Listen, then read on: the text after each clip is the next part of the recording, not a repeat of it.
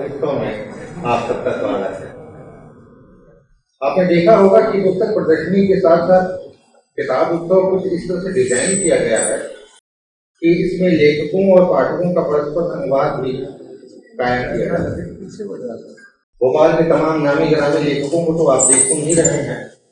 पिछले कई सत्रों में भोपालेतर साहित्यकारों को भी हमें सुनने और देखने का मौका मिला है। आज और अभी के इस सत्र में हम साहित्य और कलाओं के अंतर संबंधों को भारतीय और भारतीयता संदर्भों में जानेंगे।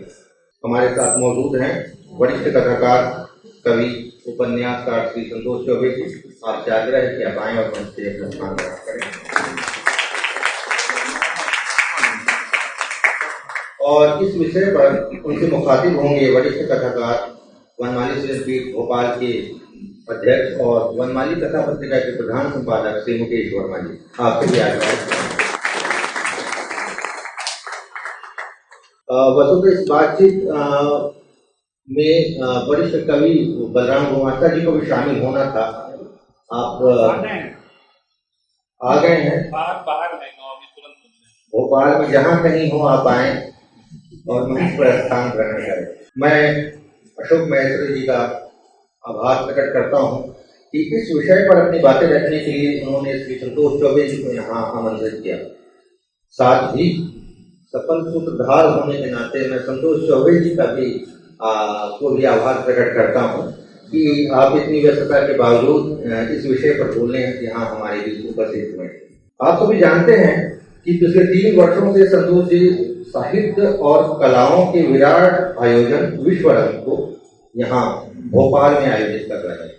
लगभग 50 से ज्यादा देश आज उसके सदस्य हैं जो विश्वरंग के प्लेटफॉर्म पर साहित्य और कलाओं के विविध उपक्रमों में मुब्तला है। इस प्रकार साहित्य और कला के विशिष्ट परिप्रेक्ष्य में स्थानिकता को वैश्विकता तक पहुंचाने में संतोष जी की अहम भूमिका रही। आप एक तरफ चित्रकला, बलराम जी आप वरिष्ठ कवि बलराम गुमास्ता हमारे बीच उपस्थित हो चुके हैं। आपसे आग्रह है कि आप तो मैं कह रहा था कि 50 से ज्यादा देश आज विश्वरंग के प्लेटफॉर्म पर साहित्य और कलाओं के विशेष परिप्रेक्ष्य में विभिन्न उपक्रमों में मुब्तला हैं। चौबे जी एक तरफ तो चित्रकला, नाटक, संगीत आदि को अपने विश्वविद्यालय के मार्फत समुचित संरक्षण दे रहे हैं, तो दूसरी तरफ रंग संवाद, विश्वरंग संवाद और वनमाली कथा जैसी पत्रिकाओं के आप प्रधान संपादक और संरक्षक भी हैं। उम्मीद है कि इस विषय पर आपसे वरिष्ठ कथाकार मुकेश वर्मा और वरिष्ठ कवि बलराम गुमास्ता के साथ बातचीत होगी। अब मैं मुकेश वर्मा जी से आग्रह करता हूँ कि वे मंच और इस बातचीत की बात होगा अपने हाथों में।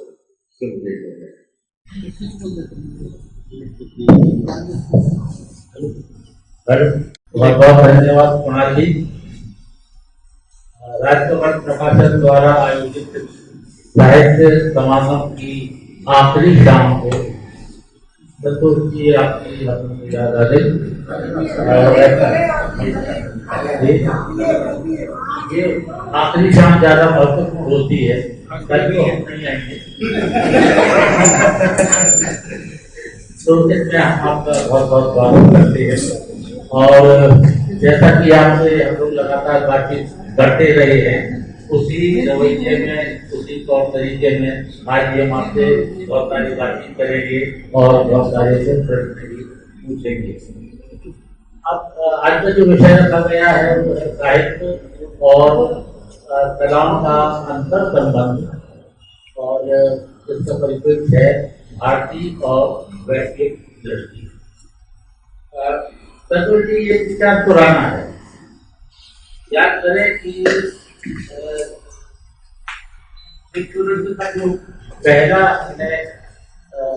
किया था, कार्यक्रम किया था, महोत्सव किया था, उसके चार्टर में जो प्रतिज्ञा की गई थी उसमें एक ये महत्वपूर्ण प्रतिज्ञा आप याद करेंगे, और ये थी कि हम साहित्य और कलाओं के बीच में जो अंतर संबंध है उसको एक नए सिरे से विकसित करेंगे और विस्तारित करेंगे।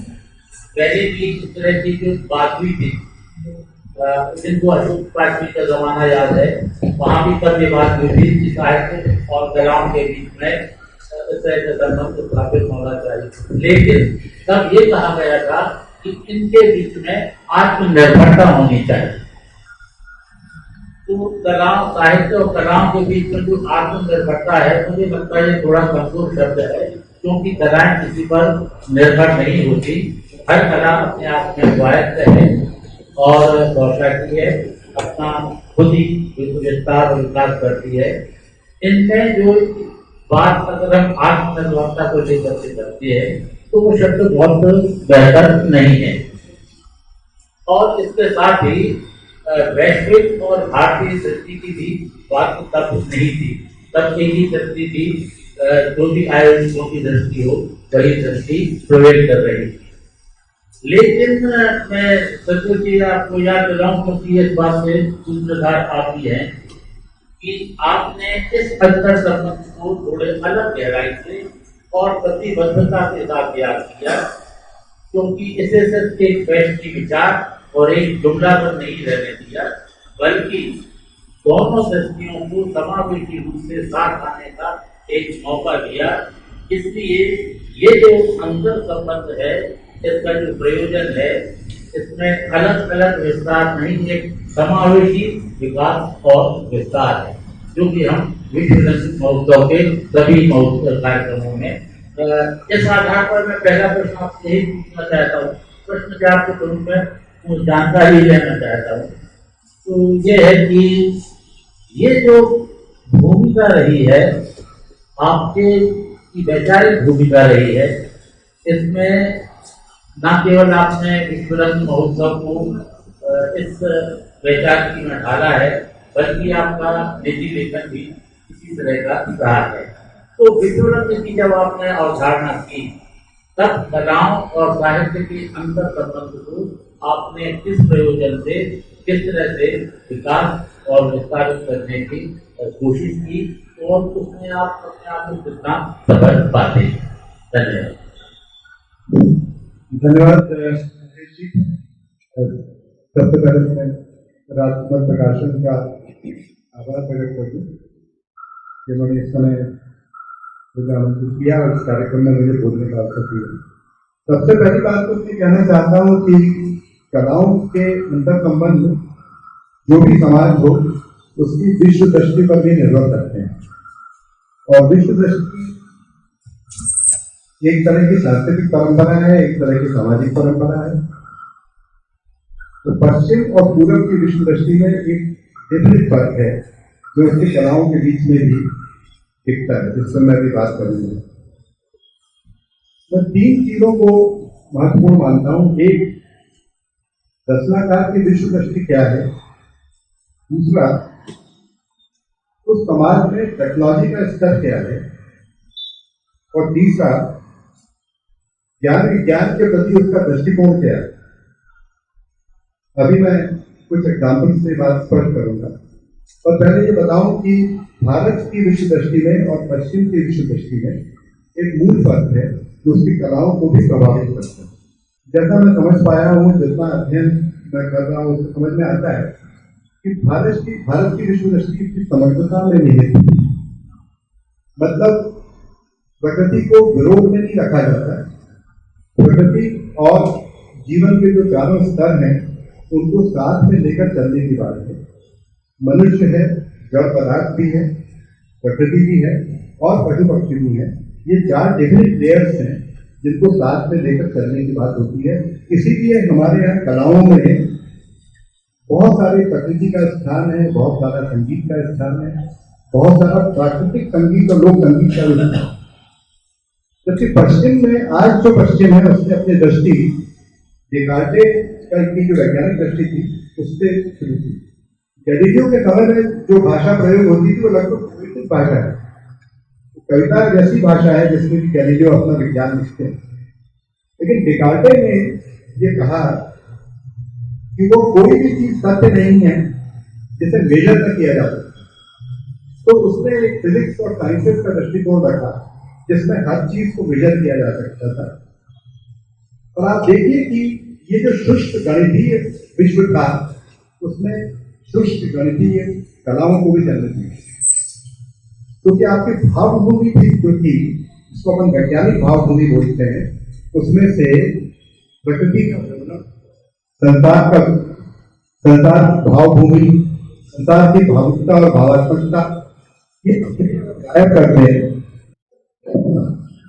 आप अगर इसे गायब कर दें तो आपके पास में वो जो साहित्य के मूल गुण हैं, प्रेम है, करुणा है, दया है, वो चीजें एक तरह से गायब होती हैं और आपको बहुत ही शुष्क किस्म का विश्व, एक बंजर और बियाबान विश्व देखने मिलता है। तो पहली बात ये दृष्टिकोण की और विश्व दृष्टि को लेकर है। हमारे यहाँ हम थोड़ा भी पीछे जाएं तो इस भाई को बाहर निकालो। तो पहला सवाल जो है वो ये विश्व दृष्टि का सवाल है। मुझे लगता है कि साहित्य कलाओं को मुकेश जी ने अभी आत्मनिर्भरता की बात की, मेरे ख्याल में आत्मनिर्भरता जैसी चीज नहीं है। स्वायत्तता की बात हमारे यहाँ जरूर की जाती है कि कला स्वायत्त है और स्वायत्त का मतलब स्व आयत है, तो इस तरह की बात हमारे यहाँ की जाती है। लेकिन हम आगे देखेंगे कि ऐसा संभव नहीं है और नहीं ऐसा हो पाया है, नहीं वो भारत की पारंपरिक दृष्टि है। भारत में जो भी दृष्टि है वो समग्रता की दृष्टि है, जिसमें जीवन के सारे स्तर हमारे यहाँ कलात्मक रूप से दिखते हैं। दूसरी बात जो मैं कहना चाहता हूँ कि टेक्नोलॉजी ने एक बड़ा पथ लाया है। हम ये बात जानते हैं कि पिछले 100 वर्षों में जिस तरह से समाज की गति बढ़ी है, टेक्नोलॉजी के विकास की गति बढ़ी है, वो पिछले 10,000 वर्षों में इतनी नहीं थी। जितना काम 10,000 वर्षों में हुआ होगा उतना 100 वर्षों में हुआ, और अब दशकों में भी इतना टेक्नोलॉजी का एक्सपेंशन हो रहा है कि आपको कलाओं की तरफ देखना पड़ेगा टेक्नोलॉजी की दृष्टि से ही। एक बहुत सरल एग्जाम्पल देता हूँ कि हमारे फिल्मी म्यूजिक की गति देखें तो आप आसानी से देख सकते हैं कि कैसे वो ऑडियो टेक्नोलॉजी और वीडियो टेक्नोलॉजी के साथ में जुड़ी हुई गति है। आप देखिए कि शंकर जयकिशन के समय का जो म्यूजिक है, मीठा मीठा संगीत है, और उस समय तक ऑडियो टेक्नोलॉजी बढ़ चुकी है, तो ऑडियो से लिंक उसकी गति भी है। लेकिन वीडियो के आते ही आप पाते हैं कि आर.डी. बर्मन आते हैं। आर.डी. बर्मन एक नॉइज पैदा करते हैं एक तरह का, और समाज में उस समय जो टूटन है उसको भी आर.डी. बर्मन की म्यूजिक दिखाती है। चाइना वॉर हो चुकी है, हमारे यहाँ पर समाज में एक तरह की टूटन है, तो वो काम जो नई कहानी में हो रहा था या समंदर कहानी में हो रहा था, वही काम संगीत में आर.डी. बर्मन अपनी तरह से। और फिर अब जबकि पोस्ट मॉडर्निज्म की बात हो रही है, अब जबकि इतिहास समाप्त हो चुका और साहित्य की क्या औकात है, इस तरह की बात हो रही है, तो आप देखते हैं कि ए.आर. रहमान अपना म्यूजिक लेके आते हैं जिसमें लिरिक्स का कोई बहुत महत्व नहीं है। जो भी है एक कोलाज जैसा म्यूजिक है, कोलाज जैसा संगीत है, आप जितना समझ लें, लेकिन उस कोलाज से जो दृश्य प्रस्तुत करना चाहते हैं वो समाज का वो दृश्य है जिसे टेक्नोलॉजी ने बांट दिया है, आपके दिमाग को भी बांट दिया है और आपके आसपास के धरातल को भी बदल दिया है। अब आप लीजिए, ये कोलाज ऑफ म्यूजिक प्रस्तुत है, हमारे ए.आर. रहमान साहब प्रस्तुत है, और ये तो बहुत तेजी से हमारे देश में हो रहा है। और तीसरी बात जो इस संदर्भ में अंत में कहना चाहता हूँ ये है, मैं थोड़ा सा कलाओं के अंतर संबंध के साथ साथ क्राफ्ट पे भी बात करूंगा कि क्राफ्ट पर क्या प्रभाव कलाओं का इस टेक्नोलॉजी के माध्यम से पड़ता है। लेकिन मूल जो आधार है वो ये है, आप सब कितना भी साहित्य और कलाएं करें, लेकिन आप अब विज्ञान को इग्नोर करने की दृष्टि में नहीं है, उस पोजीशन में नहीं है कि आप विज्ञान को इग्नोर कर सकते। आप पेंटर हैं तो आपको कंप्यूटर ग्राफिक्स को देखना ही पड़ेगा, आप लेखक हैं तो आपको वीडियो टेक्नोलॉजी को देखना ही पड़ेगा, आप स्क्रिप्टिंग करते हैं तो आपको ओटीटी प्लेटफॉर्म को देखना ही पड़ेगा। इस तरह एक अलग तरह का सिनेरियो निकल रहा है। हमारे बहुत से लेखक ओटीटी प्लेटफॉर्म की तरफ जा रहे हैं। मैं भारतीय दृष्टि को पहले अपने एक उदाहरण से स्पष्ट करना चाहूंगा। अभी हाल में 300-400 साल पहले जब हमारे भक्त कवि लिख रहे थे या हमारे भक्त कवियों ने भाषा का निर्माण कर रहे थे, तो आप देखते हैं कि वो अपनी कविता के ऊपर वो राग भी लिखते हैं जिस राग में उसे गाया जाए। मतलब हाल तक कविता संगीत से विच्छिन्न नहीं थी, संगीत और कविता साथ साथ चलते थे, लय और छंद साथ साथ चलते थे, और हमारा जो कवि है, भक्त कवि है, वो अपने कविता के ऊपर लिखता था कि किस राग में इसे गाया जाना है। थोड़ी भाषा आगे बढ़ी, थोड़ा समय आगे बढ़ा, थोड़ा लेखन आगे बढ़ा, लेकिन 15वीं से 17वीं 18वीं शताब्दी तक इन्हीं कविताओं पर पेंटिंग भी बनाई गई, जिन्हें हम रागमाला पेंटिंग के नाम से जानते हैं। तो यानी जो भाषा थी वो कविता में, कविता जो थी वो संगीत में, और ये सब मिलकर जो चित्र बनाते हैं वो रागमाला पेंटिंग में। ये समग्रता की मैं बात कर रहा हूँ, हमारी परंपरा से चल गया। भारत के नाट्य शास्त्र तो पुरानी बात है, 2000 साल पुरानी बात है, लेकिन उसमें चारों पांचों विधाओं का जो महत्व है वो नाटक के फॉर्म में दिखाया गया है। तो हम ये देखते हैं कि भारतीय परंपरा जो समग्रता की बात करती है वो इस तरह से हमारी कलाओं में प्रतिबिंबित होती है। आज भी कविताओं का भी मंचन होता है, कविताओं का संगीत भी दिया जाता है, हालांकि उससे बहुत डिबेट है। कहानियों का भी मंचन होता है, और रघुवीर साहब आपने एक बार मुझे जब मैं नाटक कर रहा था मुझे कहा कि तुम इस नाटक की कहानी लिखो तो तुम अच्छा नाटक कर पाओ। तो कलाओं में अंतर संबंध, नरेटिव, म्यूजिकल नरेटिव, उसका प्रोजेक्शन और उसमें जो नाटकीय तत्व छुपे हुए हैं, अगर वो आप जानते हैं तो इस तरह के अंतर संबंध बने ही रहते हैं। मैं विषयों पर थोड़ा देर से आऊंगा, मैं पहले अवधारणाओं को स्पष्ट करना चाहता हूँ। जबकि मैं पश्चिम की जो साहित्य है उसको टेक्निकल टूल के माध्यम से देखना चाहूंगा। उदाहरण के लिए पश्चिम का जो उपन्यास है उसको अगर आप आर्किटेक्चर की दृष्टि से देखें, और फ्रेडरिक जिन्सन की बात कहते हैं कि आपके लिए साहित्य का आकलन करने का सबसे अच्छा तरीका आर्किटेक्चर को समझना है। आर्किटेक्चर को और डिजाइन को भी कला ही माना जाता है। जैसे मैं कहना चाहूंगा कि विज्ञान भी एक तरह की कला है, जिस पर अभी थोड़ी देर में बात करें। तो आर्किटेक्चर पर कला किस तरह से मानते हैं, वो ये कहते हैं कि अब के समय का जो 5 स्टार होटल का आर्किटेक्चर है वो लगभग पश्चिम के उपन्यास का भी आर्किटेक्चर है। वो ये डॉक्टर का एग्जाम्पल देते हैं, डॉक्टर जैसे उपन्यासकारों का एग्जाम्पल देते हैं। आप देखिए कि 5 स्टार होटल में एक रैंप बनी रहती है, आप रैंप से होटल में प्रवेश करते हैं, वो रैंप उस होटल को पूरे समाज से सबसे पहले काटती है, वो समाज को समाज से काट देती है, और एक ऐसे स्पेस में होटल क्रिएटेड रहता है जो कि वास्तविक सामाजिक स्पेस नहीं थी। उसके भीतर जाने के बाद आप देखते हैं कि उसमें गोंडोला ऊपर जा रहे हैं, नीचे आ रहे हैं, एस्केलेटर ऊपर जा रहा है, नीचे आ रहा है। ये सारे इमेजिनरी स्पेसेस और काल्पनिक स्पेसेस का क्रिएशन है जो कि आज का उपन्यास भी करता है। और आप जब उसके अंदर जाते हैं तो छत जो है वो नीचे छोटी है, छत छोटी है और आपको एक क्लास्ट्रोफोबिक फीलिंग देती है। यानी आपके उपन्यास के भीतर प्रवेश करने के बाद में इतना तनाव या तापक्रम पैदा किया जाएगा कि आपको क्लास्ट्रोफोबिक महसूस होगा, और अंत में रिलीज पॉइंट कुछ भी नहीं है। यूएस में, विशेषकर यूके में कम, लेकिन यूएस में उपन्यास के लिए ऐसा पीरियड चुना जा रहा है, और हमारे यहाँ भी बहुत सारे लेखकों ने ऐसा पीरियड चुना जो कि आज के पीरियड या समय से काट के किसी ऐसे काल्पनिक समय में पेश करता है जहां पर कि आपको वर्तमान चुनौतियों से टकराने की जरूरत नहीं। आप समाज से काटिए, एक ऐसा पीरियड चुनिए 100 साल पुराना जहां उपन्यास घटित हो रहा है। अब उसके बारे में जो कहना है कहें। फिर आर्किटेक्चर भी उसी तरह का बनाते हैं कि चमत्कार बहुत सारा, सहजता और सरलता से जो उपन्यास कहा जाता था या कहानी कही जाती थी, उसके बदले चमत्कारी डिवाइसेस का प्रयोग, और फिर अंत में इतना तनाव और इतना तापक्रम कि आपको आपका दिमाग परेशान हो जाए, आपके दिमाग का। तो यहाँ पर एक बात कोऑर्डिनेट्स को लेके आती है कि आप किस तरह से विश्व को देखते हैं। जो बात मैंने शुरू में कही, पहले हमें विश्व समझ में आता था, हमें समझ में आता था कि ये देश है, ये बाउंड्रीज है, ये ज्योग्राफी है, ये, और देश का जो फिलोसफिकल कोऑर्डिनेट्स हैं, ये अच्छाई है, ये बुराई है, ये हमें करना चाहिए या हमें नहीं करना चाहिए। लेकिन वो कोऑर्डिनेट का लॉस हुआ इस तरह के साहित्य की रचना के साथ। और जब आप कोऑर्डिनेट भूल जाते हैं, आप भूल जाते हैं कि आपके शहर में हमीदिया रोड कहाँ थी, और उसके बाद स्टेशन कहाँ था, और बस स्टैंड कहाँ था, और सब कुछ एक दूसरे में गड़बड़ हो जाता है। उस तरह का साहित्य आजकल बहुत हद तक देखा जाता है।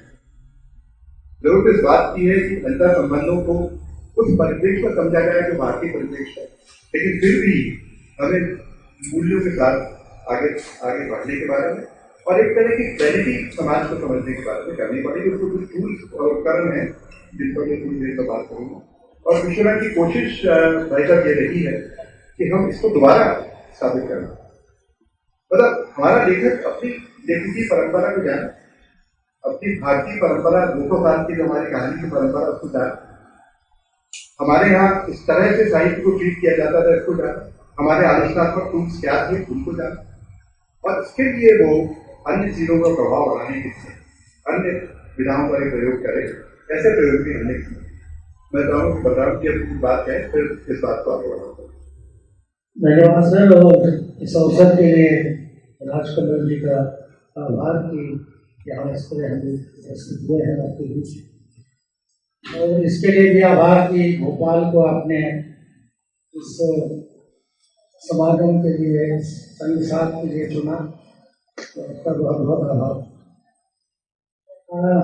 एक बहुत बड़ा काम, जैसा कि आप सब परिचित होंगे, सपना एक चौबे जी ने देखा था, और ये जो उनकी सुंदरता है कि अपने सपने के साथ लोगों को शामिल करते हैं।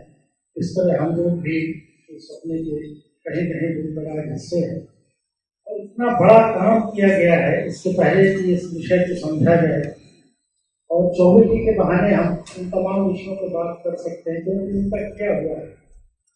मेरे ख्याल संदर्भ आया होगा कि आपने कथा देश का काम किया है, कथा विश्व में काम चल रहा है, कथा देश का काम चल रहा है, कथा भोपाल का काम चल रहा है, कविता देश का काम चल रहा है, मंदिर इसको बोल रहे हैं, बाल कविता देश का 10 खंडों में काम चल रहा है, विज्ञान कथा अभी 4 खंडों में आई हुई है, विज्ञान कविता भी लगभग 3-4 खंड हुए, वही काम चल रहा है।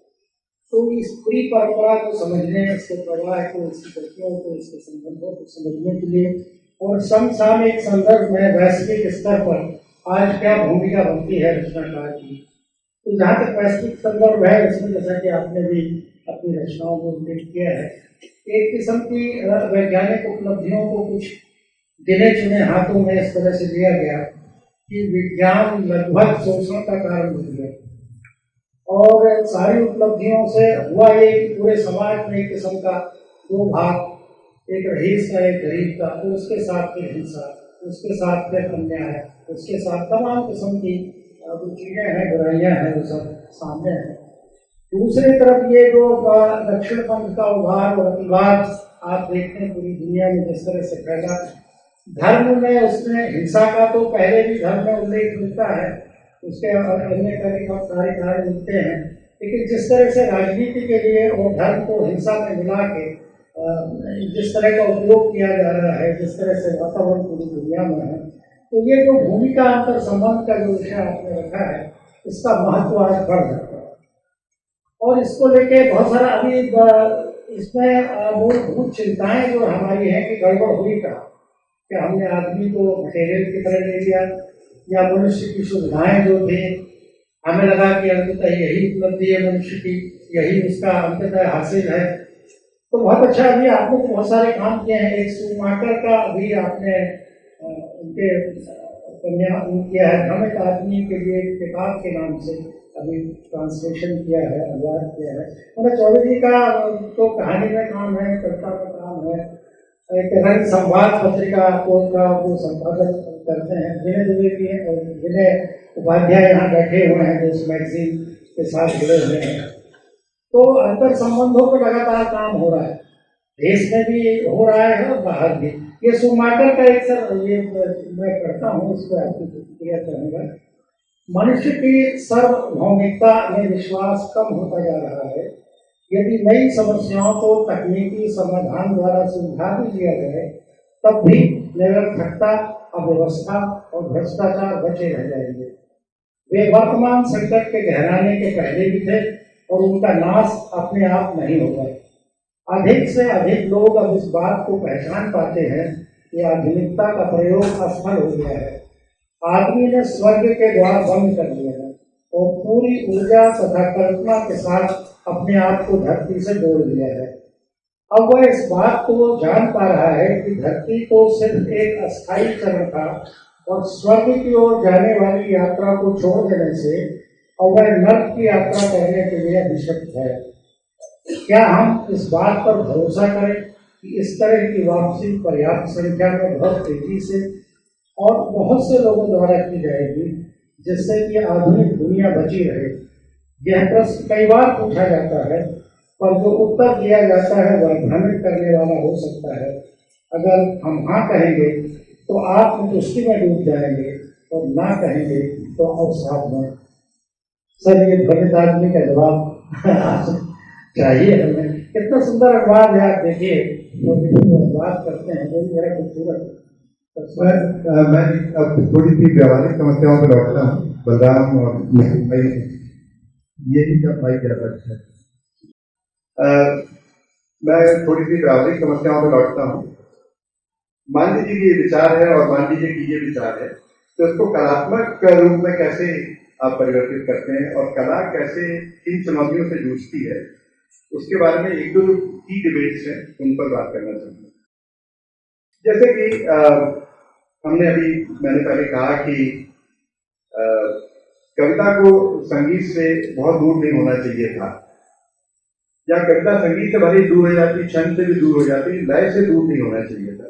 सर्वेश्वर कहते हैं एक जगह कि मैं जैसा बोलता हूँ वैसे ही मेरी कविता, मेरी कविता की भाषा बोलचाल की भाषा है, ऐसा वो कहते हैं।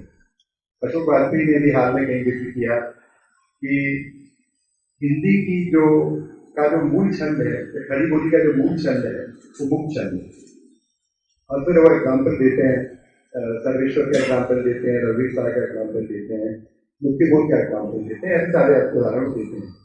लेकिन सर ये बहुत ही स्पष्ट है कि ये एक पक्षी बात है, क्योंकि मैं मैथिली शुभ का उदाहरण भी दे सकता हूँ, मैं शुभंकर सुमन का उदाहरण भी दे सकता हूँ, मैं बाकी शर्मा नवीन का उदाहरण भी दे सकता हूँ, मैं भी स्वच्छता वाली कवि को उदाहरण दे सकता हूँ।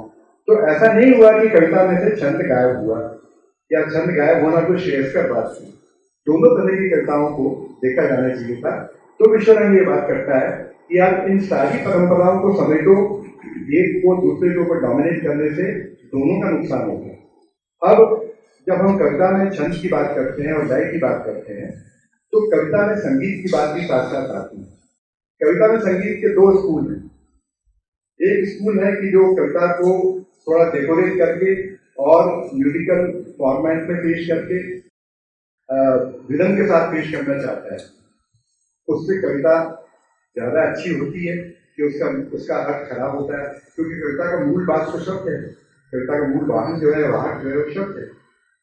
तो यदि आप उसको संगीत से ज्यादा निकट ले जाते हैं तो भी दिक्कत है। तो मंगलेश ने इसमें बहुत अच्छी बात कही कि कविता का जो मूड है, उस मूड को अगर संगीतकार पहचानता है और उस मूड को उभारने के लिए हल्के म्यूजिक का, बैकग्राउंड म्यूजिक का प्रयोग करता है, जिसमें शब्द भी साफ साफ है और वो म्यूजिक उस मूड को गहराता है, वो कविता का संगीत के साथ में सही प्रस्तुतिकरण हो सकता है।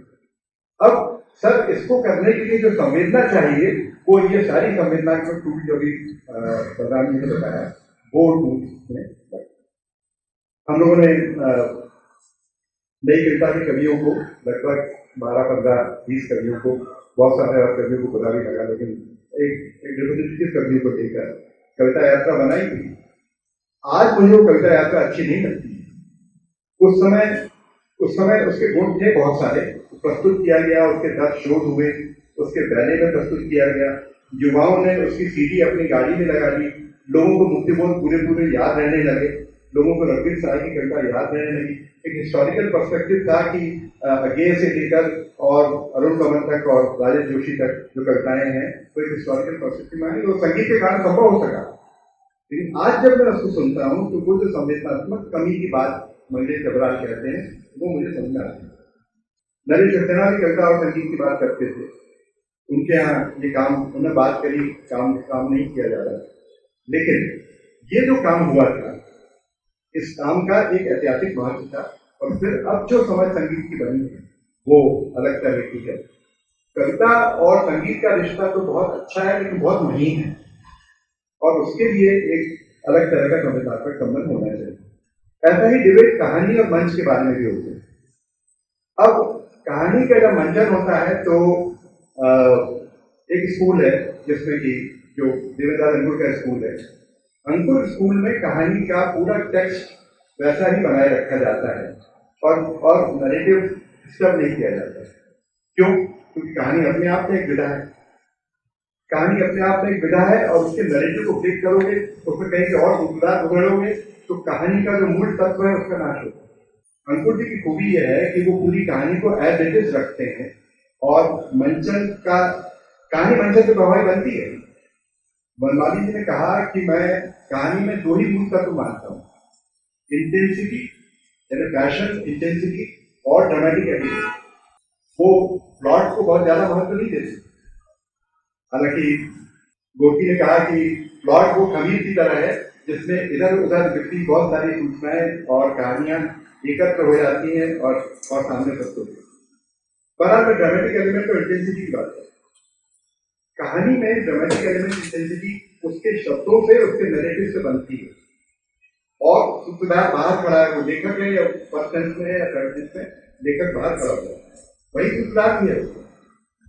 तो अलग से जब आप कहानी को मैनिपुलेट करते हैं, कई लोग कहानी का अडॉप्शन करते हैं, बेस्ड ऑन वगैरह भी होता है, तो बेस्ड ऑन अडॉप्शन वगैरह में विधा का जो चरण होता है भाई, जिसमें मुझे कोई डाउट नहीं, कोई संदेह नहीं।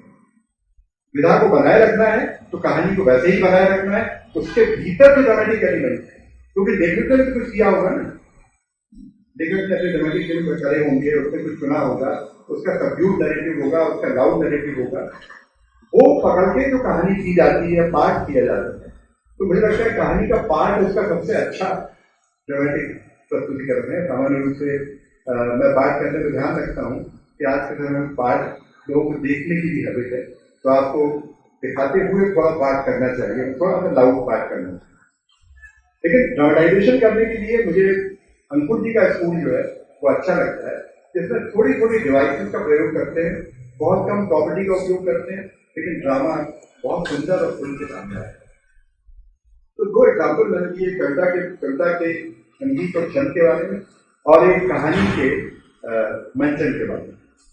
अब थोड़ा सा इससे आगे बढ़ें और अगर आप फिल्म की तरफ आते हैं, इसके बारे में रिमाइंड करूं क्योंकि मैं टेक्नोलॉजी से आता हूं, तो मनुष्य की क्षमताओं के विस्तार के उपकरण तकनीक के जिस तरह से बनाए हैं, उसमें पहला उपकरण मैं मानता हूं कि ऑडियो टेक्नोलॉजी का था, जिसने आपकी आवाज को बड़ा विस्तार दिया। दूसरा उपकरण जो वीडियो टेक्नोलॉजी का था, जिसने चित्र को भी भेजा और आवाज को भी भेजा।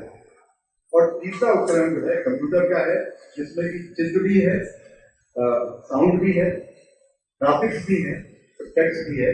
ये कन्वर्जेंस ही इंफॉर्मेशन टेक्नोलॉजी माना जाता है। अब इंफॉर्मेशन टेक्नोलॉजी ने बहुत सारी चीजें बदल दी। वो समाज की गति को पकड़ने के लिए, वो कलात्मक प्रभावों को उत्पन्न करने के लिए इस समय बहुत बड़े टूल पैदा कर दिए। यहाँ से ये बिल्कुल स्वाभाविक था कि पुराने जो टूल्स थे उनका नाश होता और ओटीटी जैसे प्लेटफॉर्म सामने आए। तो अब जो टेक्नोलॉजी है और अब जो लोगों के मन में बात है, जिसमें कि आप युवाओं के आसपास में ज्यादातर पहुंचना चाहते हैं, यहाँ पे सवाल बड़ा उठता है कि कलात्मक मूल्यों का क्या हुआ। वो कलात्मक मूल्यों में जो पारंपरिक रूप से आसपास के मूल्य थे, उनका क्या हुआ। इस पर एक हमने कॉन्फ्रेंस किया। मुझे ऐसा लगता है कि हमको अपनी जो पारंपरिक अवधारणाएं हैं उनको एब्जॉर्ब करके और सारे मॉडर्न टेक्नोलॉजिकल टूल्स का भी उपयोग करना चाहिए। दोनों बातें तो ये तीसरी बात मैंने कही कि ये जो प्रभाव डालती है आपके ऊपर, जो अभी नीलेश ने पूछा उसके संदर्भ में एक उदाहरण देता हूँ कि एक बार राजेंद्र यादव जी मेरे साथ थे और इसी पे बात हो रही थी कि क्या वीडियो टेक्नोलॉजी जो है टेक्स्ट को बदलेगी कि नहीं बदलेगी, है ना। उस समय मैं ये बात कह चुका था कि ऑडियो टेक्नोलॉजी ने कविता के स्वरूप को नवगीत तब आया था और बहुत सारी चीजें उसको बदली थी। तो हमने एग्जाम्पल दिया कि ये देखिए कि मुझे चांद चाहिए, जब सीरियलाइज हुआ या कि गॉडफादर जब सीरियलाइज हुआ तो टेक्स्ट जो है वो कम नहीं हुआ, उसका पढ़ना कम नहीं हुआ, बल्कि उसको ज्यादा शिद्दत से पढ़ा गया। लेकिन फिर भी एक कमी यह है कि जब आप किसी कहानी को या उपन्यास को फिल्म में रखते हैं या उसमें रखते हैं तो बहुत सारे गैप छूट जाते हैं, जो आपके दिमाग में गैप रहते हैं वो छूट जाते हैं, उनको भरने का काम मूल उपन्यास करता है। तो एक तो गति का प्रभाव बहुत होता है, जैसे हम लोग ये बार कहते हैं कि समाज की गति इतनी तेजी से बढ़ती है कि विशेषकर बड़े शहरों में कि आपको यथार्थ पे पकड़ बनाने में बहुत दिक्कत जाती है। लेकिन वीडियो में ये संभव है उस गति से कैच कर सकते हैं। टेक्स्ट में आते समय दो बातें हैं कि आपको टेक्स्ट की गति बदलनी चाहिए, बदल सकना चाहिए। आप खुद ही पढ़ के देख लीजिए कि आपको प्रेमचंद की कहानी की गति और आज के समय की कहानी की गति में कितना फर्क दिखता है, वो टेक्स्ट की गति से बदलती है। और प्रेजेंटेशन में कितना भी आप फिल्म और ओटीटी कर लें, आपको फिर भी अच्छे टेक्स्ट की जरूरत पड़ेगी, ये बात है। और उसके उपयुक्त कथा लिखा जाना है, उसके उपयुक्त गति पैदा किया जाना है, उसके उपयुक्त तात्पर्य पैदा किया जाना, ये चुनौतियां खड़ी होती है। मैं लौट के इस बात पे आता हूँ। तो हमें क्या करना है? हमें मतलब समाज को देखने की जो दृष्टि है, उस दृष्टि को थोड़ा बदलने की जरूरत है और भाषा और परंपरा को भी जानने की जरूरत है। चलो एक बहुत छोटा सा एग्जाम्पल लोक कलाओं को लेके देना चाहता हूँ। सर, आपने जो आदमी अपने टेक्स्ट में मुहावरों का प्रयोग करता है, जो आदमी अपने टेक्स्ट में लोक का प्रयोग करता है, उसको कई बार पिछड़ा हुआ मान लिया जाता है। सर, लोक कलाएं, जैसे आपने कविता में छंद को त्यागा, छंद त्यागा, लय को भी त्यागा, वैसे ही आपने कहानी और उपन्यास में कुछ लोग हैं, अभी मनोज है, अभी आशुतोष है और लोग भी हैं, उन्होंने जमीनी रस को भी छोड़ दिया। लोक कलाएं वो चीज थी या लोक वो चीज था जिससे कि आप रस ग्रहण करते थे। लोक भाषाएं वो चीज थी जिससे कि आपको जमीनी रस प्राप्त होता था। आप बोलियों को भाषाओं के खिलाफ खड़ा कर दीजिए, इस तरह हिंदी को बोलियों से काट दीजिए, इससे ज्यादा मूर्खतापूर्ण बात हो नहीं सकती है। हिंदी इतनी विपन्न हो जाएगी और उसकी बोलियां उसके भीतर न समाये। तो हिंदी बनी ही उस तरह से। एक समय में ब्रज भाषा की, बाद में ये खड़ी बोली थी। अब हिंदी भाषा जो है उसने सारी बोलियों का रस लेकर अपने आप को समृद्ध किया। तो एक संदर्भ इसमें मैं देना चाहता हूँ कि हमको अपने लोक की तरफ भी दोबारा देखना चाहिए। लोक संगीत, लोक कलाओं, लोक का जो वर्तमान स्वरूप है उसको भी देखेंगे तो भाषा उससे मजबूत होगी और उस पर रस भी आएगा।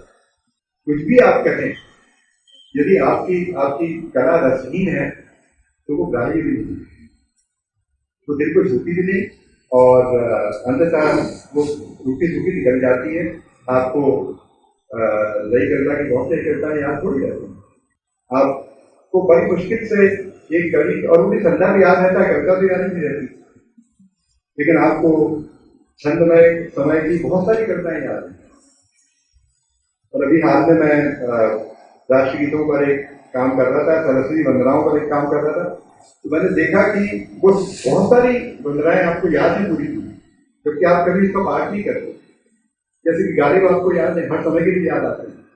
तो ये बात है जो कुछ छंद में और लय में है, जो आपको कविता में पैदा करनी पड़ेगी, ऐसा मुझे लगता है। ये हम सबकी ही दिक्कत है, लेकिन संगीत की वापसी और लय की वापसी से ये काम हो सकता है। मुझे पता नहीं मैंने आपका उत्तर दिया कि नहीं। एक मिनट, वरना आपके सवाल का उत्तर दे दूँ और भाई साहब के सवाल भी उसमें आ जाएंगे। तो हमने विश्वरण की अवधारणाओं में ये रखा इन सब परिप्रेक्ष्य के अंदर कि हम कलाओं के अंतर संबंध पे काम करेंगे।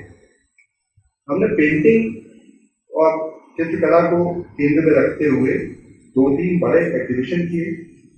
तो बहुत दिक्कत हो रहा है। बच्चू श्याम ये कहते हैं, बच्चू श्याम के साथ मैं एक बार शेयर करता मंच, वो ये कहते हैं कि हमारी पेंटिंग जो है वो चित्रकला थोड़ी है, हमारी पेंटिंग तो पूजा पद्धति।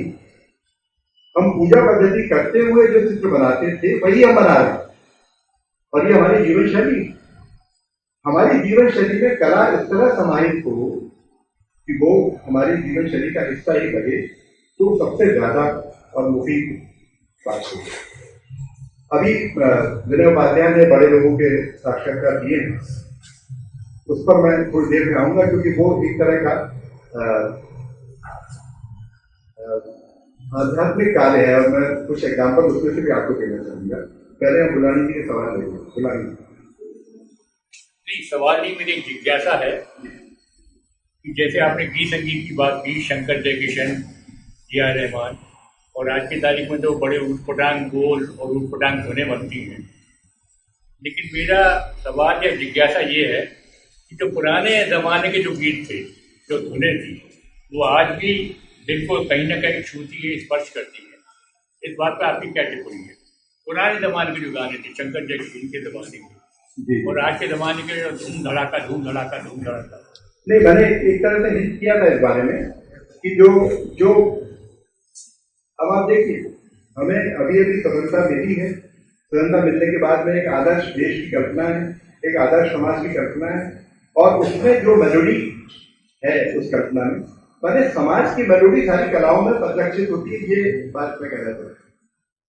उसमें संगीत की जो मेलोडी थी वो असल में एक अच्छे भारतीय उभरते समाज की जो संभावना थी या जो आशा थी उसके कारण थी।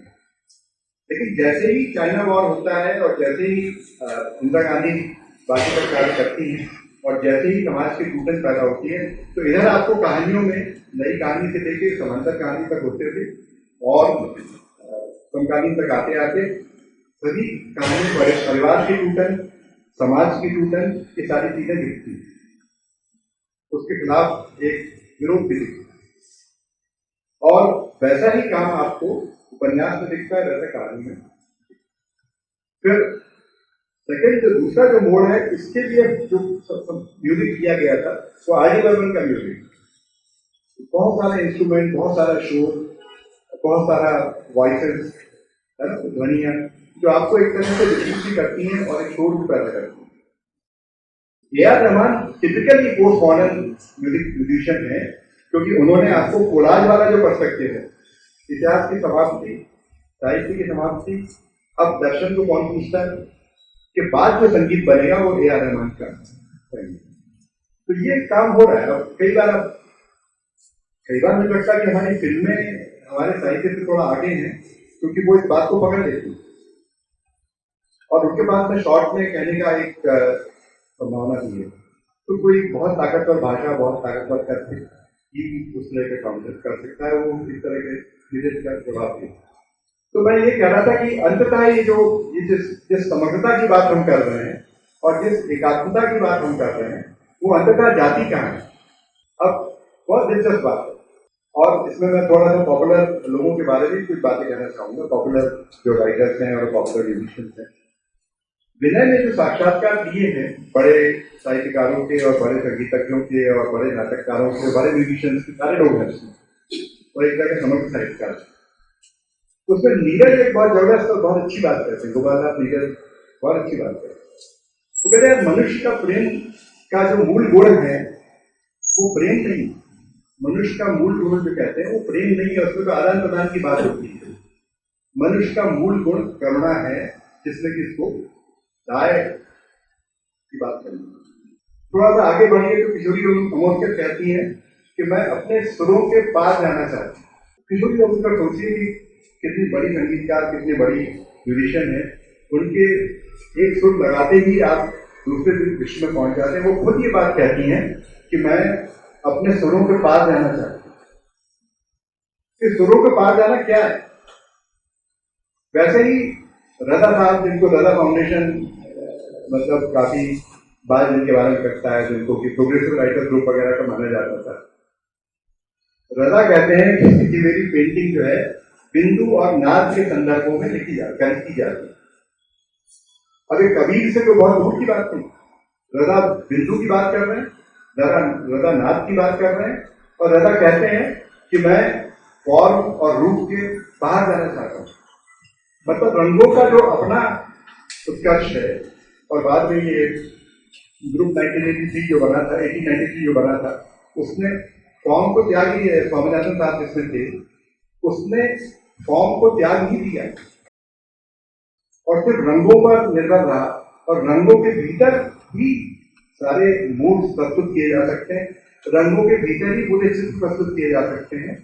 ये बात स्वामीनाथन वाले ग्रुप में प्रस्तुत। तो फॉर्म चला गया, रूप चला गया, अब खाली कलर्स रह गए। उस कलर्स के भीतर ही आपको अपने तरीके फॉर्म को फॉर्म अभी भी यूज करते हैं, रूप का यूज करते हैं, लेकिन प्रोग्रेसिवली देखा जाए तो ये सारी चीजें एक ऐसे आध्यात्मिक चेतना की तरफ ले जाती हैं जहां पर कि आपको उस समग्रता का बोध ब्रह्मांड के साथ होता है। और विज्ञान ने जो एक गणितीय बियाबान पैदा किया था, वहां से आप भावनात्मक समग्रता की तरफ पहुंचते हैं, जहां पर आप प्रकृति से, आप पशु पक्षियों से, आप जानवरों से, आप जड़ पदार्थों से। आप सोचिए कि विज्ञान का अभी चरम उत्कर्ष क्या है। वो कह रहा है कि बायोटेक्नोलॉजी और बायोइन्फॉर्मेटिक्स के माध्यम से नए मनुष्य का निर्माण करें। भाई अगर तुम नए मनुष्य का निर्माण कर ही लोगे तो उसकी कलात्मक संवेदना क्या होगी? और ये मनुष्य तो रोबोटिक्स के फॉर्म में है। अगर 20-30 साल में ऐसा मनुष्य बनाता है विज्ञान, जिसमें बायो और क्लोन करने की बात बहुत सारी हो ही रही है, थोड़ी दूर की बात है, लेकिन उसकी दिशा वो है, कलाओं की दिशा इससे उल्टी है। हमें मनुष्य की संवेदनात्मक गहराई को बढ़ाना है, और उसके लिए जो भी एक चेतना जो समग्रता के साथ पूरे धरती को अपने साथ रखती है, महसूस करती है, करुणा उसका मूल ड्राइव है, तब हम उस एकता की बात कर सकते हैं जो विभिन्न फॉर्मेट्स हमें प्रदान करते हैं। और तभी स्वायत्तता रहेगी, एक कलात्मक अनुशासन रहेगा, मतलब पेंटिंग का एक अनुशासन रहेगा, मेरी कहानी का एक अनुशासन रहेगा, लेकिन एक अनुशासन कहानी के भीतर जो ध्वनियां होंगी या चेतना होगी, वो शायद बाकी विधाओं को भी ग्रहण करती हुई होगी। भाषा भी मेरा वही प्रदर्शित कर रही है। तो भाषा का जिस तरह से प्रयोग बढ़ रहा है, परिवर्तन हो रहा है, लेकिन मुझे लगता है कि भाषा जो है वो भावनाओं को पकड़ पाने में कई बार असमर्थ है। तो हम अजातशत्रु कहते हैं कि सारे अर्थ शब्द के बाहर है, और सारे अर्थ शब्द के बाहर है कि एक तरह की आध्यात्मिक बातचीत, फिर तो अनुभूति रहेगी। अब अनुभूति रहेगी, उसको प्रकट तो शब्दों में ही करना है, फिर लिमिटेशन हुआ कला का, मतलब लेखन का। इसमें एक भावनात्मक गहराई कैसे पैदा की जाए, सकता है कि तो यहाँ रुकता हूँ। अब हमारे आप 5 बज रहे हैं, आप अनुमति देंगे मैं उसी तरह से समय का अतिक्रमण करूं जैसे अरुणेश ने किया। संतोष जी, मैं केवल एक बात आपसे जानना चाहता हूँ कि सभी कलाओं का एक अपनी आंतरिक लय होती है, और ये जो आत्मिक और बड़ी आत्मीय लय होती है इसकी, और संकट ये है कि विज्ञान इसको डिस्ट्रैक्ट करने की कोशिश करता है। इस लय को वो आगे बढ़ाता है, पीछे करता है, या कम या ज्यादा करता है। इस तरह का वो जो है विज्ञान का इतना रोल मुझे दिखता है। जो आप संगीत के बारे में भी आप लोग कह रहे हैं, उसमें भी जो मूल संगीत की जो धाराएं चल रही थी उसको भी बहुत तेज किया गया, बहुत वाद्य रखे गए, इस तरह से उसको डिस्ट्रैक्ट करने की कोशिश की गई। और अशोक जी, ऐसा है कि हर व्यक्ति को अपने समय का म्यूजिक बहुत अच्छा लगता है। अगर आपको अभी प्रीतम जो म्यूजिक पसंद नहीं आ रहा, जिसका मतलब आप बूढ़े हो रहे हैं। जैसे कि मेरे पिताजी को भी शंकर जयकिशन का म्यूजिक पसंद नहीं आता था, और उनको देवदास से ही गाने बहुत पसंद आते थे। तो वो बात अपने अपने जमाने की है, उसको छोड़िए। तो मेरा आपसे प्रश्न ये है कि विज्ञान इस बात को डिस्ट्रैक्ट करता है, कम पढ़ करता है, ज्यादा करता है। इस खतरे को आप किस तरह से भांपते हैं, या इसका प्रतिकार करने के लिए आप अपनी जो कोशिशें करते हैं, आप अपने जो कार्यक्रम करते हैं, उनमें इसका किस तरह से ध्यान रखते हैं? नहीं, मुझे मुझे ये लगता है कि कला और विज्ञान जो है वो एक दूसरे के विरोधी नहीं है। मैं विज्ञान भी करता हूँ, कला भी करता हूँ, वो एक दूसरे के अनुकूलक है। और असल में एक मूल बात है, जो जिज्ञासा और आश्चर्य की भावना है वो दोनों में समान है। कला में भी जिज्ञासा और आश्चर्य की भावना ही आपसे अच्छी रचना करवाती है, और विज्ञान में भी वही उससे आपसे अच्छी खोज करवाती है। तो मैं इसको परस्पर विरोधी नहीं मानता, बल्कि मेरा ये विचरण का भी आधार है और मेरा भी आधार है कि भाई संतुलन प्राप्त करो। कलात्मक संवेदना और वैज्ञानिक समझ का संतुलन प्राप्त करोगे तो शायद बेहतर रचनात्मकता बनेगी, ऐसा मुझे लगता है। मैं दो वैज्ञानिकों का एग्जाम्पल देता हूँ आपको। आइंस्टाइन जो थे वो अच्छे वायलिन वादक भी थे, और उनका एम्बिशन वायलिन बजाना था। वो तो E=mc² होंगे बाय द वे, और एक एक्सीडेंट के रूप में वो उनके पास आया। लेकिन ऐसे ही डॉक्टर कलाम जो थे वो कवि भी थे, और डॉक्टर कलाम की कविताएं बहुत बुरी नहीं, वो अच्छी कविताएं लिखते थे, कवि से बनना भी चाहते थे, कवि हृदय भी थे। तो ये दो जो कॉम्प्लीमेंटरी है इसको प्राप्त करना चाहिए। हालांकि अनुशासन के हिसाब से आप इसकी बात करेंगे। मैं इस तरह से समापन के तौर पे ये जो सवाल बलराम जी ने रखा था, अंदर की आपका कोई और सवाल भी हो, विचरण की अवधारणाओं से हम अपने एक्शन में कैसे इसको प्रतिबिंबित करते हैं ये बताना चाहते हैं। एक तो उसमें साहित्य और विज्ञान दोनों को बराबर की जगह देने की बात है। दृष्टिकोण की तरह से हमने ये तय किया था। आप देखो ये कितने आश्चर्य की बात है कि हिंदी में विज्ञान कथाएं कभी बहुत कम लिखी गई, और अगर लिखी भी गई तो कभी उनको संगठित नहीं किया गया, जबकि बांग्ला में ये काम लंबे समय से हो रहा है, मराठी में उसके साथ। क्यों? क्योंकि नवजागरण वहां पहले हुआ, और उनके पास राममोहन रॉय पहले थे, उनके पास महात्मा फुले पहले थे।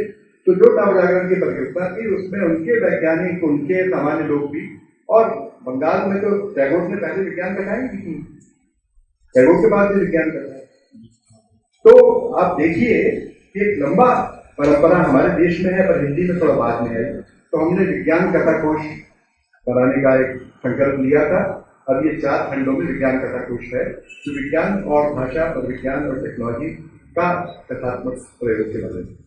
ये भी एक आश्चर्य की बात है, किसी ने देखा नहीं कि द्विवेदी जी से लेकर और निराला तक, निराला से लेकर हाल के अभी तक कवियों में सबने विज्ञान कविताएं लिखी, सबने।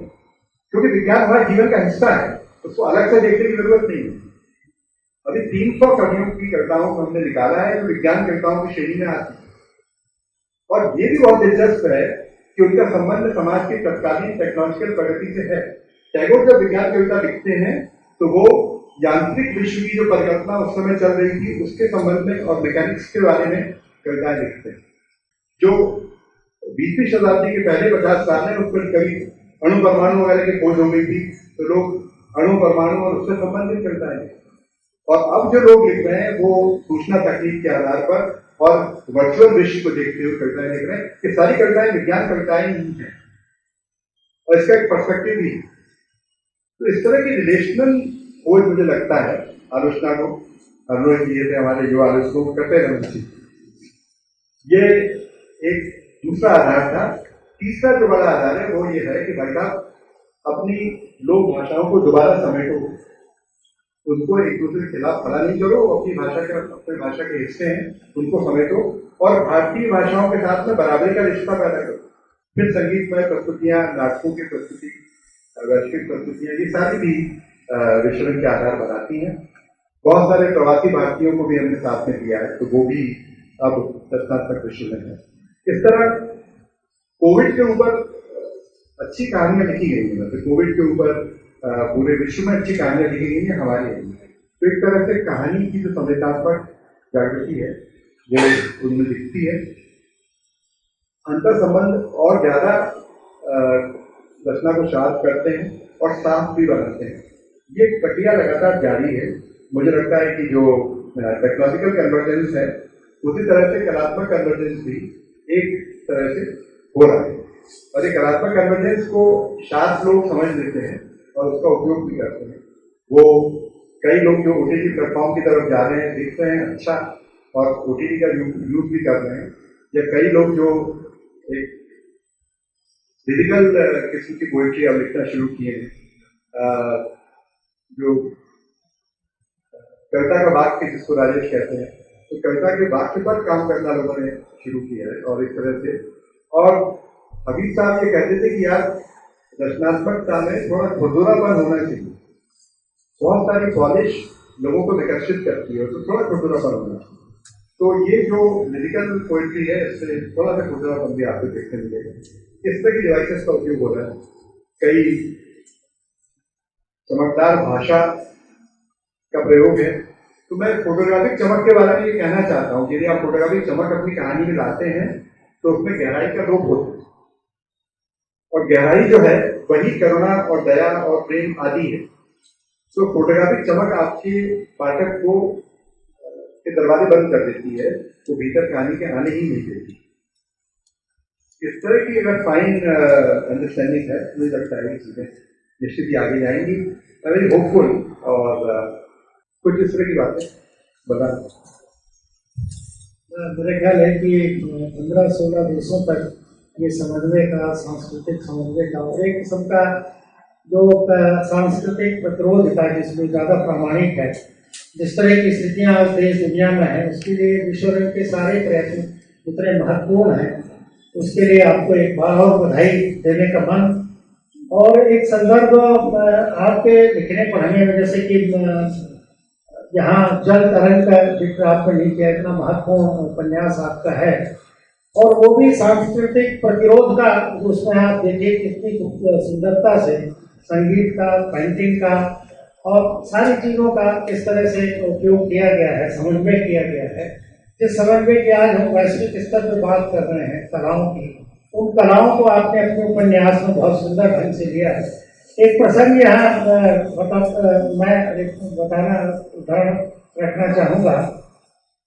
असहिष्णुता, अभिव्यक्ति का संकट, सांप्रदायिक उन्माद, आतंकवाद, विस्थापन, असुरक्षित जीवन, ग्लोबलाइजेशन का ढलता तिलिस्म और अपने समाज और देश तथा संसाधनों से अपरिचित नेतृत्व, इस सबका सामना अगर प्रामाणिक रूप से अगर कुछ किया जा सकता है तो इसी कलाओं के समन्वय और उससे वैश्विक स्तर पर किया जा सकता है।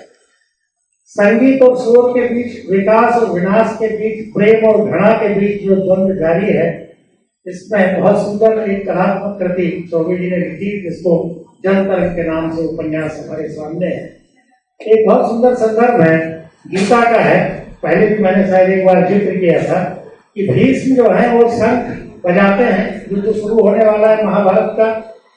ये युद्ध वो है जो हमारे भीतर भी है, ये युद्ध वो है जो वैश्विक स्तर पर अच्छाई और बुराई के खिलाफ है। तो भीष्म ने अपना शंख बजाया और उसके साथ लगातार ढोल, नगाड़े, मृदंग एक साथ बजने लगे उस तरफ। दूसरी तरफ क्या हुआ, इस तरह उन्होंने मिथ्या सिद्धांतों पर चलने की घोषणा की। गीता में लिखते हैं वो, ये श्लोक 13 है, इसमें लिखते हैं कि एक साथ इतना हल्ला और कोलाहल है कि मिथ्या सिद्धांतों पर चलने की जैसे घोषणा की गई। दूसरी ओर कृष्ण जो है 5 जने, अर्जुन देवदत्त, भीम ने पौंड्रुक महासन और युधिष्ठिर ने अनंत विजय, नकुल ने सुघोष, सहदेव ने बड़ी पुष्पक शंख बजाया, बड़ी भुजाओं वाले अभिमन्यु ने अपना शंख बजाया। ये 7 शंख एक स्वर में बजते हैं, एक संगीत के उसमें बजते हैं। और अंततः फिर अगला श्लोक कहता है कि इस तरह संपूर्ण सद्वृत्तियां मिलकर दुर्वृत्तियों को लड़कारने लगी। तो सर, ये जो आपका जल तरंग पढ़ते हुए ये बात याद आती है कि उसमें कलाओं के समन्वय को लेकर, आपसी समन्वय को लेकर जिस तरह का प्रतिरोध, और फिर प्रेम के पक्ष में और मर्द के लिए, मानवीय करुणा के लिए, तो इस तरह का बहुत सुंदर आपने जो उपन्यास लिखा, उस पर आप कुछ साझा करें अपने अनुभव। जी तो ये इस पर काफी बात हो गई है और कहने के लिए भी यूं काफी है। उसमें एक दो चीजें जो मतलब शायद नीलेश को एड्रेस करेंगी। मैं सबसे पहले तो आभार प्रकट करूँ, बहुत सारे बड़े लेखक इस तत्व में हैं। शशांक हैं, महुआ वाली जी आई हुई हैं, श्वेता भार्गव जी हैं, निलेश हैं, पीछे रामप्रकाश जी बैठे हैं, कांता रॉय जी हैं, अवस्थी साहब हैं। तो मित्रों, ये जो उपन्यास है इसमें दो चीजें नोटिस करने की हैं। एक तो आप गति का सवाल जो कह रहे थे, तो ये राग के जो 5 अंग होते हैं, उसमें प्रत्येक चैप्टर की गति उस तरह की है। तो आप आलाप से शुरू करते हैं। आलाप एक ठहरा हुआ स्थिर नियंत्रित विवर जैसा, फिर जोड़ उसके दुगुन में बसता है और उसकी गति उसके दुगुन में है। उसके बाद में विलंबित है जो कि सारे टेक्सचुअल कंटेक्स्ट को कैरी करती है। उसके बाद में गत है और उसके बाद में झाला है। तो ये एक तरह का फिलोसफिकल दर्शन भी है और गति भी उसके हिसाब से पूरे गति की है। टेक्स्ट उससे मिलता जुलता रखा गया है और जो घटनाक्रम है वो भी उसी के साथ है। तो झाला में एक बहुत ही वाइब्रेंट किस्म का सिनेरियो बनाया जाता है। विलंबित में संवाद की एक जगह है और ये उस उपन्यास से किया गया है। उसके अलावा मैंने पहले बताया ही कि रागों और कविता और संगीत के बीच का जो समन्वय है वो भी, और वो अपने आप में बताता है कि कलाओं का अंतर संबंध किस प्रकार का है। मुझे लगता है कि वो एक ऐसा एग्जाम्पल है जो भारतीय परंपरा को दृष्टिगत करता है।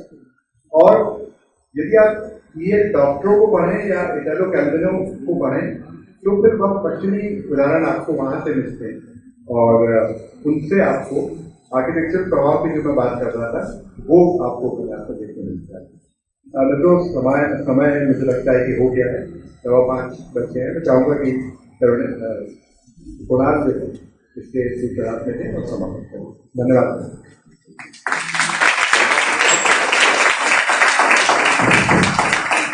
बहुत धन्यवाद। दरअसल विषय बहुत बड़ा था और वक्ता जो हमारे थे वो भरसक कोशिश कर रहे थे कि संक्षेप में बोलें, लेकिन बात निकलती है तो दूर तक जाती ही है। चलते चलते बलराम जी ने अच्छा याद दिलाया, जल तरंग की भी बातचीत होगी। मेरा ख्याल है कि हिंदी का संभवतः पहला उपन्यास जो संगीत पर पूरी तरह से संगीत को अपना कक्षा बनाता है। फिर भी बहुत कुछ हम लोगों को एहसास हो रहा है कि बहुत कुछ अभी रह गया जो बाकी रह गया। फिर कभी अशोक जी को भी तो बहाना देना था कि फिर से वो करें और उस वक्त इसकी क्षतिपूर्ति की जाएगी। साहित्य और कलाओं के अंदर संबंधों की बातचीत हुई। पता नहीं, मुझे अभी भी लगता है कि साहित्य और अन्य कलाओं के अन्य रूपों के बीच में वही संबंध है जो हिंदी और अन्य भारतीय भाषाओं के बीच में है। आप देखेंगे हिंदी में तमिल की, बांग्ला की और अन्य भारतीय भाषाओं की कहानियां खूब अनुदित होती हैं, लेकिन तमिल में और बांग्ला में इत्यादि इत्यादि में हिंदी कहानियां कम होती हैं। तो साहित्य में कलाओं के अन्य रूपों की चीजें बहुत आसानी से आप देख सकते हैं। चित्रात्मकता देख सकते हैं, कविता के संदर्भ में देखें तो सांगीतिकता देख सकते हैं, लेकिन उन कलाओं में साहित्य की छवि बहुत कम देखने को मिलती है। इस पर बातचीत करेंगे आगे। अभी से आमंत्रित कर देता हूँ मैं माननीय संतोष चौबे जी को, मुकेश वर्मा जी को, बलराम गुमाता जी को, और अभी से अशोक जी से सिफारिश लगाना शुरू कर देता हूँ। बहुत बहुत धन्यवाद। इसके बाद श्रृंखला के अंतर्गत हम मंजूर भाई के बारे में जानेंगे। सभी सम्माननीय वक्तागण हमारे बीच उपस्थित हो चुके हैं। बहुत बहुत धन्यवाद। जरा सा हम ब्रेक लेंगे, उसका फिर वापस